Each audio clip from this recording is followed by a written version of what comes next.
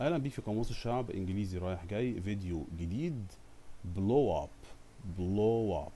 الفعل ده على الاقل له 4 معاني مختلفين، وده مركز قوة في الانجليش، الافعال المركبة الفريزال فيربس. مركز قوة جامد جدا، انا بسميه الدوري الانجليزي جوه اللغة الانجليزية، لانه محتاج واحد حريف.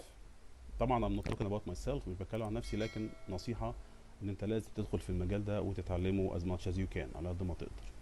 بلو اب، المعنى الاول لبلو اب، خلينا بس نشوف الاول كلمه بلو ممكن اجيبها ازاي كفعل. الماضي منها الاول بلو، الماضي منها بلو والبارتيسيبل blown.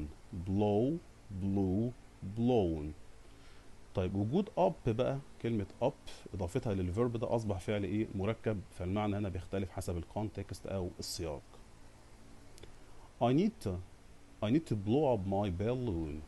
I need to blow up my balloon. انا محتاج انفخ البالونه بتاعتي.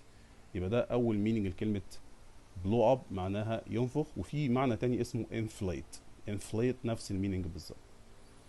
طيب لو في معنى تاني للبلو اب ممكن يبقى ايه؟ my car blew up. my car blew up. العربيه انفجرت. my phone is blown up. my phone is blown up. I get a lot of messages and calls. تليفوني عمال يجيله مكالمات كل شويه، مش ملاحق، رسايل، ايميلات، رنات، يعني مش ملاحق على الرسائل والمكالمات اللي بتجيلي. بلو اب ممكن تيجي مع شخص بمعنى سمع او اشتهر بسرعه. he blew up in social media. he blew up in social media. سمع في السوشيال ميديا.